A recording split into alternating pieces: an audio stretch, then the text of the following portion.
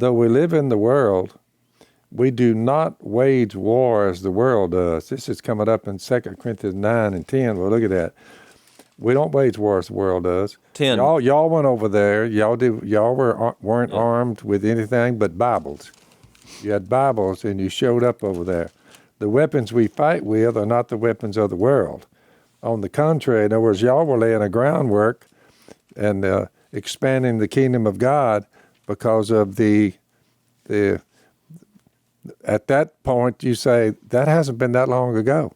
Not really since the beginning of time. You were preparing them to turn to as a stronghold. On the contrary, we don't have the weapons of the world.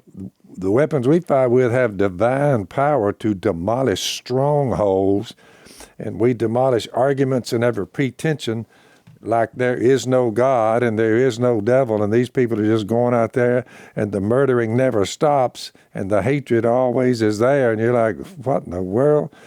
Well, I think it's a good point, Phil. We demolish arguments and every pretension. There's a lot of them that sets itself up against the knowledge of God, and we take captive every thought to make it obedient to Christ.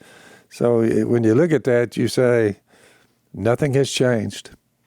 Wars come, wars go. Phil, I'm 75. It's so few years. I don't even remember the few years. Maybe right after World War II, I was born in 46. There was 2 or 3 years in there before Korea started. Yep. And I looked up and there was Vietnam and in the Middle East and then these wars over here in this part of the world.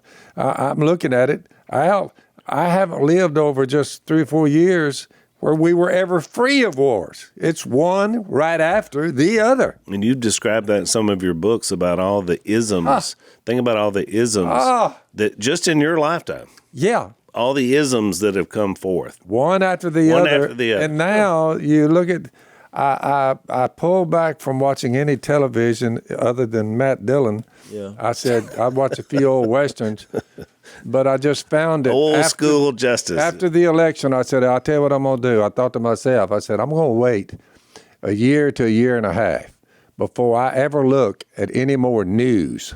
Yep.